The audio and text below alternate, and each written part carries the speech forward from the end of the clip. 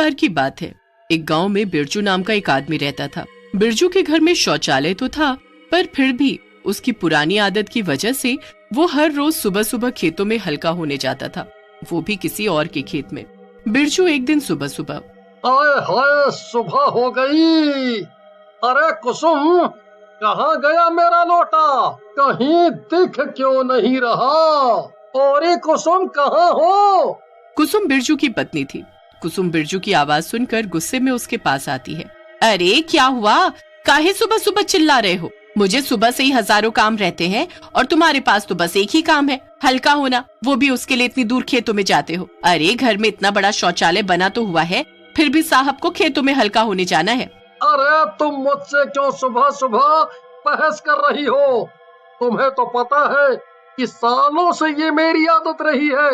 मुझे सिर्फ खेतों में जाकर हल्का होना पसंद है। तुम बस मुझे मेरा लोटा ढूंढ कर दो और मेरा टाइम वेस्ट मत करो। कुसुम मुंह बना लेती है और बिरजू को लोटा ढूंढ कर दे देती है।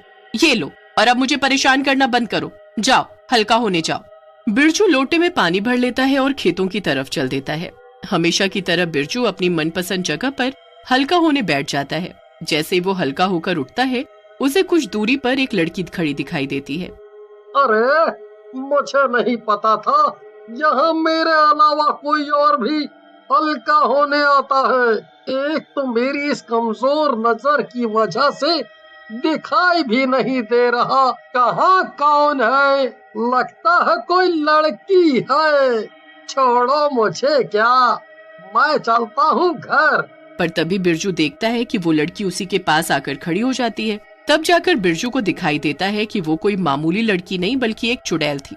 तभी चुड़ैल बिरजू को हवा में लटका देती है। सुन, आज से ये मेरा इलाका है।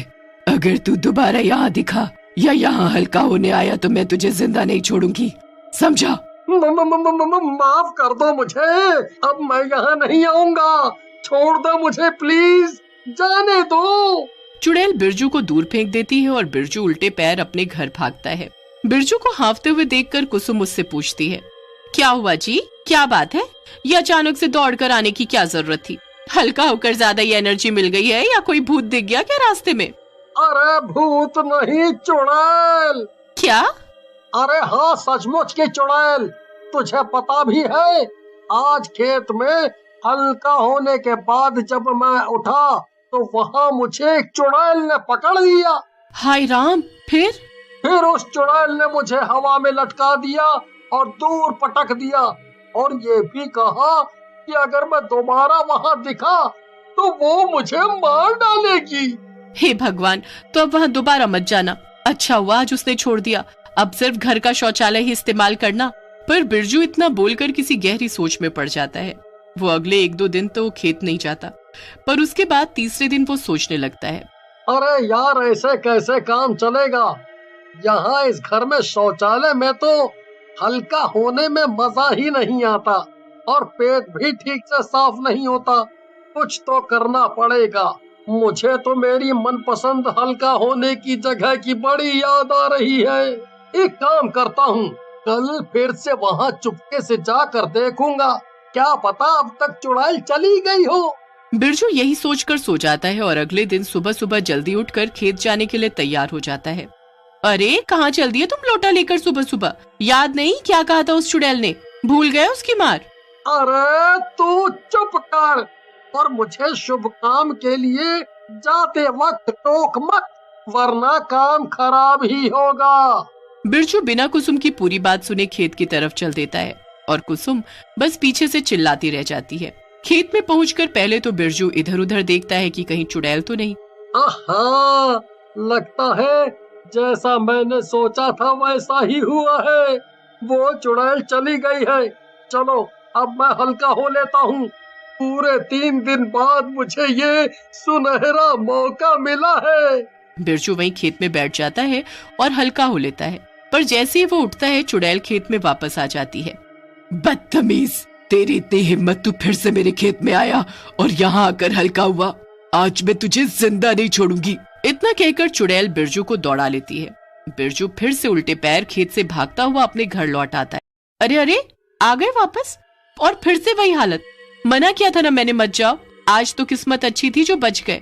चुप कर जा तू तो, सब तेरे अशुभ बोलने की वजह से हुआ है। और अब तो मैं इस चुड़ैल से पीछा छुड़ा कर ही रहूंगा। आखिर ये खेत उसका कैसे हो सकता है? वो खेत श्यामलाल का है। मैंने कल ही उसकी बीवी से पता किया था। श्यामलाल और उसकी बीवी भी उस चुड़ैल से परेशान है। उसने मुझे बताया कि यही कुछ एक हफ्ते पहले ही उनके खेत में एक चुड़ैल घुस आई और खेत को अपना बताने लगी। जो कोई भी खेत में जाता वो उसे मार मार कर भगा देती, यहाँ तक कि उसने श्यामलाल को भी अंदर नहीं घुसने दिया। मैं इस चुड़ैल का कुछ तो करके ही रहूंगा। जा रहा हूँ मैं श्यामलाल के घर। अब मैं और नहीं सहने वाला। इतना कहकर बिरजू आगे आगे चल देता है और कुसुम पीछे से चिल्लाती रह जाती है, अरे पर तुम उससे कहोगे क्या कि चुड़ैल तुम्हें उसके खेत में हल्का नहीं होने दे रही। बिरजू श्यामलाल के घर पहुंच जाता है और उससे मिलता है। अरे श्यामलाल, मैं कुसुम का पति बिरजू। तुमने मुझे पहचाना नहीं क्या? अरे नहीं नहीं, ऐसा नहीं है। आओ आओ बिरजू भाई, बहुत सुना है आपके बारे में। कहो कैसे आना हुआ? अरे भैया, मैंने कुसुम से सुना कि तुम्हारे खेत में कोई चुड़ैल घुस आई है। हाँ भाई, बड़ा परेशान हूँ। हाँ मैं भी। तुम क्यों परेशान हो बिरजू भैया? अरे वो अब अगर तुम मेरे गांव में ही रहते हो तो हुए ना तुम मेरे दोस्त। तो मेरा दोस्त परेशान तो मैं भी परेशान। पर भैया अब करना क्या है? कोई उपाय है क्या? अभी तक तो नहीं। ओहो, पर मेरे पास है। मेरे पास एक भूत भगाने वाला बढ़िया टोटका है जो मैंने अखबार में पढ़ा था। वो करने से जरूर चुड़ैल तुम्हारे खेत से भाग जाएगी। हाँ। अच्छा, तो जल्दी बताओ ना बिरजू भाई। इसके लिए हमें एक लाल रंग का कपड़ा चाहिए जिसके अंदर हमें कुछ लाल मिर्च, नींबू और माता रानी की एक फोटो रखनी होगी। बस फिर उस कपड़े के अंदर ये सब रख कर उसकी एक पोटली बनाकर उसे एक डंडे पे लटका कर जब हम चुड़ैल को उससे दौड़ाएंगे तो वो डर कर भाग जाएगी। हाँ। अच्छा, ऐसा क्या? फिर क्या था? श्यामलाल और बिरजू लाल रंग के कपड़े में सब सामान रखकर वैसी पोटली बनाते हैं और उसे एक डंडे से लटकाकर खेत की तरफ चल देते हैं। खेत पहुंचकर बिरजू, ठीक है श्यामलाल भैया, वो चुड़ैल यहीं कहीं होगी। चलो उसे ढूंढते हैं और उसे तुम्हारे खेत से डरा कर भगा देते हैं। अरे बिरजू भैया, मैं तुम्हारा ये एहसान कभी नहीं भूलूंगा। तुम मेरे खेत बचाने के लिए कितना कुछ कर रहे हो। धन्यवाद। अरे अरे, ये तो मेरा फर्ज है। चलो चलो अंदर चलकर चुड़ैल को ढूंढते हैं। दोनों लोग खेत में घुस जाते हैं और चुड़ैल को ढूंढने लगते हैं। तभी उन्हें चुड़ैल दिखाई देती है। श्यामलाल, वो रही चुड़ैल। जाओ अच्छा सबक सिखाओ इसको। श्यामलाल बिरजू की बात सुनकर चुड़ैल की तरफ डंडा लेकर चल देता है और चुड़ैल उसे देख लेती है। क्यों रे श्यामलाल, तुझे मैंने कहा था ना अब से ये खेत मेरा है, तू फिर यहाँ क्यों आ गया? चल निकल यहाँ से, अब भूल जा इस खेत को हमेशा हमेशा के लिए। तभी श्यामलाल चुड़ैल की तरफ बढ़ता है और उसके पास पहुंचकर उसे जोर जोर से डंडे से मारने लगता है। हैरानी की बात तो ये थी कि वो डंडा सचमुच ही अपना जादू दिखाता है और चुड़ैल को उससे चोट लगने लगती है। अरे अरे बचाओ, ये क्या है? अरे अरे हाय, कितना दर्द हो रहा है, ये कैसा डंडा है? श्यामलाल चुड़ैल को दौड़ा दौड़ा कर खेत से बाहर निकाल देता है, पर जब चुड़ैल मार खा खा कर खेत से बाहर निकल जाती है तब वो बिरजू को भी श्यामलाल के साथ उसके पीछे खड़ा और मुस्कुराता हुआ देखती है। अच्छा, तो तुम दोनों मिले हुए हो। वाह श्यामलाल, तो ये बिरजू तुम्हारी मदद कर रहा है।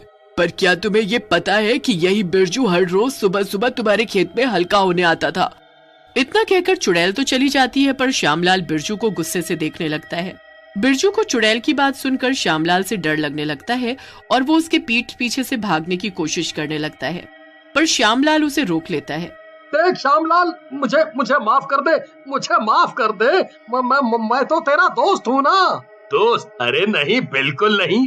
तेरे जैसा दोस्त मुझे नहीं चाहिए। तू मुझे ना जाने कब से बेवकूफ बना रहा था। आज तो तेरी खैर नहीं। इतनी मार खाने के बाद बिरजू तय कर लेता है कि वो दोबारा कभी खेत में हल्का होने नहीं जाएगा। एक गांव में एक कोर्ट था। वो वहां अकेला कोर्ट था जहां लोग अपनी परेशानियां लेकर जाया करते थे, लेकिन वकील कम होने के कारण वहां कुछ लोग वकालत की भी पढ़ाई करते थे। ऐसे ही वहां दो बच्चे थे जिनका नाम संध्या और रवि था। रवि, तुम्हें पता है प्रियंका मैडम फ्री में वकालत पढ़ा रही हैं? कितना बढ़िया है, वरना बाकी लोग तो बहुत पैसे ले रहे हैं। क्यों ना हम भी प्रियंका मैडम के पास ही चले। वैसे भी यहाँ के लोगों को वकीलों की बहुत जरूरत है। हाँ चलो, हम दोनों साथ में चलते हैं। संध्या और रवि प्रियंका के पास वकालत पढ़ने चले जाते हैं। तो तुम दोनों भी वकालत पढ़ने आए हो? जी मैडम, हमने सुना है कि आप फ्री में वकालत पढ़ा रही हैं और बाकी लोग बहुत ज्यादा पैसे ले रहे हैं, तो क्या आप हम दोनों को भी पढ़ा देंगी? प्रियंका हल्का मुस्कुराते हुए बोलती है, हाँ क्यों नहीं, मैं तुम लोगों की मदद करने ही तो यहाँ आई हूँ।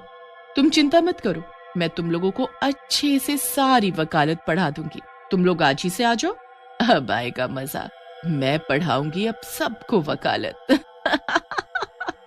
रवि और संध्या प्रियंका के पास रोज पढ़ने जाने लगते हैं। उनको देख बहुत सारे बच्चे प्रियंका से वकालत सीखने के लिए तैयार हो जाते हैं। चलो, आज से हम एक नए सिद्धांत के बारे में जानेंगे, लेकिन ये सिद्धांत मैं सारे बच्चों को एक साथ नहीं पढ़ा सकती, इसीलिए मैं एक क्लास खत्म हो जाने के बाद केवल 2 बच्चों को रुकने को बोलूंगी। जो भी यहाँ रुकेगा वो नए सिद्धांत को पढ़ेगा और अपनी कॉपी में लिख के रख लेगा। तो फिर क्या वो हमें अपना लिखा हुआ देगा या हमें अलग से क्लास लेनी पड़ेगी? नहीं, सबको अपने अपनी कॉपी में खुद लिखना होगा। और आज प्रीति और शेखर नया सिद्धांत पढ़ने आएंगे। बच्चों के जाते ही प्रियंका अपना चुड़ैल का रूप ले लेती है। कितने भोले बच्चे हैं जो मेरी बात इतनी आसानी से मान जाते हैं। अब देखना है कि ये 2-2 की जोड़ी बनाकर कैसे आते हैं और कैसे मैं इन सबको एक के बाद एक खाती चली जाती हूँ। मैं इन सबको मार डालूंगी। बच्चे प्रियंका की बात मान जाते हैं और 2-2 की जोड़ी बनाकर रोज पढ़ने आने लगते हैं। लेकिन कुछ दिनों बाद प्रियंका उनसे बोलती है, सुनो तुम लोग, मैं कुछ दिनों के लिए अपने केस की वजह से बाहर जा रही हूँ, लेकिन तुम लोग जैसे मैंने तुम्हारी जोड़ी बनाई है वैसे ही रोज उसी समय पर आते रहना, और जो मैंने लिखवाया है वो सामने वाले नोटिस बोर्ड पर दोबारा से लिखकर चिपकाते रहना। ऐसा तुम्हें तब तक करना है जब तक मैं वापस नहीं आ जाती। बच्चे प्रियंका के ना होते हुए भी उसके घर जाते हैं, लेकिन किसी को पता नहीं चलता और वो एक के बाद एक गायब होते रहते हैं। किसी को भी नहीं पता है कि मैं इसी शहर में रहकर इन बच्चों का शिकार कर रही हूँ। कितना सुकून मिलता है, रोज 2 शिकार खुद मेरे घर पर चलकर आते हैं। ऐसे ही प्रियंका रोज 2-2 करके बच्चों को खाती रहती है और उधर उनके घर वाले परेशान होते रहते हैं। रवि और संध्या बाजार अपने लिए कुछ नई किताबें लेने गए होते हैं। तभी उन्हें उन्हीं की क्लास के एक बच्ची की माँ दिखती है। बच्चों, तुम लोग यहाँ कैसे? तुम्हारी तो क्लास चल रही है ना? हाँ, चल तो रही है आंटी, लेकिन सिर्फ 2-2 बच्चों की। आज हमें नहीं जाना। 2-2 बच्चों की? लेकिन मेरा बेटा तो 10 दिन पहले ही गया था क्लास लेने और अभी तक नहीं आया। क्या तुम लोग मुझे अपनी उस टीचर का नंबर दे सकते हो? हाँ, नंबर तो आप ले लो आंटी, लेकिन मैडम अभी इस शहर में नहीं है। क्या पता आपका बेटा कहीं और चला गया हो। एक बार आप बाकी लोगों से भी पता कर लो। नहीं बेटा, वो आखिरी समय क्लास लेने ही निकला था और अभी तक आया नहीं है। मुझे बहुत डर लग रहा है। डरो मत आंटी, मैं जाकर मैडम के घर पर देखता हूँ। शायद वो वहीं रुककर पढ़ाई कर रहा होगा। जैसे ही कुछ पता चलेगा मैं आपको बताऊंगा। रवि और संध्या उस बच्चे की माँ से ये बातें करके सीधा प्रियंका के घर की तरफ चल देते हैं। अरे, वो आंटी तो कह रही थी कि वो बच्चा यहाँ आया था, लेकिन यहाँ तो कोई भी नहीं है। तो ऐसा कैसे हो सकता है कि कोई क्लास लेने आए और यहीं से गायब हो जाए? क्या पता आंटी को पता ना हो और वो कहीं और चला गया हो। दोनों वहां से चले जाते हैं और इस बारे में ज्यादा सोचते नहीं है। लेकिन तभी रंजन की मम्मी हड़बड़ाती हुई उन्हें पुलिस स्टेशन जाती हुई दिखाई देती है। अरे आंटी रुको, क्या हुआ? आप इतनी परेशान क्यों हो? कोई परेशानी है? पुलिस स्टेशन क्यों जा रही हैं आप? बेटा, रंजन 7 दिन से घर नहीं आया। हर जगह पता कर लिया लेकिन वो कहीं नहीं गया। आखिरी समय मैंने सिर्फ उसे क्लास जाते देखा था। अभी जाकर क्लास में भी देखा तो वो वहां पर भी नहीं दिखा। वहां पर उसकी टीचर भी नहीं दिखी कि मैं उनसे कुछ पूछती। हाँ, वो हमारी मैडम अभी इस शहर में नहीं है, लेकिन जब से वो इस शहर से गई है तब से हमें ये दूसरी बार पता चल रहा है कि बच्चे घर नहीं। क्या ये किसी और के साथ भी हुआ है? मतलब कोई हमारे बच्चों को पकड़ तो नहीं रहा? मुझे जाने दो, पुलिस स्टेशन में जाकर देखना चाहती हूँ कि आखिर क्या हो रहा है। ठीक है आंटी, आप जाकर पुलिस को बताइए और हम जरा मैडम से बात कर लेते हैं। रवि प्रियंका को फोन लगाता है। पूरी घंटी बजने के बाद भी प्रियंका फोन नहीं उठाती। मुझे कुछ गड़बड़ लग रही है रवि, कहीं प्रियंका मैडम ही तो कुछ नहीं कर रही ना? तुम पागल हो, प्रियंका मैडम कितनी अच्छी हैं, वो हमें फ्री में पढ़ा रही हैं, वो हमारे साथ ऐसा क्यों करेंगी? कुछ भी मत सोचो। मैं सोच नहीं रही हूँ, मुझे जो लगा वो मैं बता रही हूँ। संध्या, मुझे लगता है कि हमें प्रियंका मैडम के घर जाकर रुककर वहाँ देखना होगा कि वहाँ ऐसा क्या हो रहा है जिसकी वजह से बच्चे घर नहीं जा पा रहे हैं। तुम भी क्या लोगों की बातों में आ रहे हो? तुम्हें तो पता है ना मैडम कितनी अच्छी है। दोनों अभी यही सब सोच रहे होते हैं और वहाँ प्रियंका एक और लड़के को मारकर खा रही होती है। मजा आ गया। बस ऐसे ही मुझे रोज दो लोग मिलते रहे तो शिकार करने का मतलब ही नहीं बनेगा। मैं ऐसे ही खा खा कर जिंदा रहूंगी और किसी को पता भी नहीं चलेगा। सब सोचेंगे कि मैं कितनी अच्छी हूँ। संध्या, मैं तुमसे एक बार और कहता हूँ, वरना मैं अकेला चला जाऊंगा। लोग गायब हो रहे हैं, इसका कुछ तो मतलब होगा, कोई तो कारण होगा ना। ठीक है बाबा, मैं चलती हूँ तुम्हारे साथ, लेकिन अगर कुछ नहीं निकला ना तो तुम खुद को कभी माफ नहीं कर पाओगे। संध्या और रवि प्रियंका के घर जाते हैं तो वो देखते हैं कि प्रियंका अपने असली रूप यानी चुड़ैल वाले रूप में किसी एक इंसान को मार रही है। अब वो दोनों बहुत डर जाते हैं। चल रवि, हमें यहाँ से जाना होगा, वरना वो हमें भी मार डालेगी। हम यहाँ से चलते हैं और फिर यहाँ कभी नहीं आएंगे। पागल हो गई है, मैं यहाँ से नहीं जाऊंगा। ये लोगों को मारती है और ना जाने कितनों को मार चुकी है। अगर हम आज यहाँ से भागकर चले गए तो ये फिर लोगों को मारेगी। रवि प्रियंका चुड़ैल के घर के पीछे जाता है और उसकी खिड़की से प्रियंका चुड़ैल को देखता है। उसको विश्वास नहीं हो रहा होता कि वो प्रियंका है। वो उसको फिर से एक बार रूप बदलते हुए देखना चाहता है। तभी प्रियंका चुड़ैल से फिर प्रियंका बन जाती है और वहाँ से निकल जाती है। मुझे समझ आ गया है, हमें क्या करना है, चलो यहाँ से। क्या समझ आ गया है? क्या करना चाहते हो मुझे भी बताओ। संध्या, चलो मैं बताता हूँ तुमको, चलो यहाँ से, मैं तुम्हें सब बता दूंगा। संध्या और रवि जल्दी से वहाँ से निकल जाते हैं। रवि, मुझे कुछ समझ में नहीं आ रहा है, तुम करना क्या चाहते हो? बस तुम इतना समझ लो, मैं जो भी करूँगा वो हम सब के लिए सही होगा। रवि उन बच्चों के पास जाता है जो आज प्रियंका के घर जाकर पढ़ने वाले होते हैं और उन्हें किसी तरह मना लेता है कि वो आज पढ़ने ना जाए। और फिर वो संध्या के पास जाता है और संध्या से बोलता है, सुनो संध्या, आज हम दोनों को पढ़ने जाना होगा। आज हम उन बच्चों को नहीं भेजेंगे। रवि, तुम पागल हो गए हो। हम अपनी जान खतरे में क्यों डालें जब हमें पता चल चुका है कि वो चुड़ैल है। संध्या उसकी बात मान जाती है और रवि के साथ चली जाती है। चुड़ैल जब उनको देखती है तो सोचती है, अरे आज ये दोनों यहाँ कैसे? मुझे अच्छे से याद है इनकी बारी तो अभी नहीं आई थी। खैर, मुझे क्या, मेरा भोजन तो आ गया, मैं अब इन दोनों को भी नहीं छोड़ूंगी। चुड़ैल प्रियंका का रूप लेकर उन दोनों के पास जाती है। अरे बच्चों, तुम दोनों आज यहाँ कैसे? वो सब छोड़ो और ये बताओ तुम यहाँ कैसे? मैं तो आज ही लौटी हूँ। क्यों, क्या हुआ? जैसे ही प्रियंका रवि के पास बढ़ती है, रवि उसकी आंखों में मिर्च डाल देता है। मिर्च डालते ही प्रियंका गुस्से में चुड़ैल बन जाती है। ये क्या होशियारी दिखा रहे हो मुझे? तुम लोग ये मत सोचना कि मैं कुछ नहीं कर पाऊंगी। रुको, तुम दोनों को अपनी जान से आज हाथ धोना पड़ेगा। इससे पहले कि चुड़ैल कुछ कर पाती, रवि अपने बैग से तेजाब की बोतल निकालकर उस पर फेंक देता है। अरे नहीं, मेरा चेहरा जल रहा है। अरे कोई बचाओ मुझे।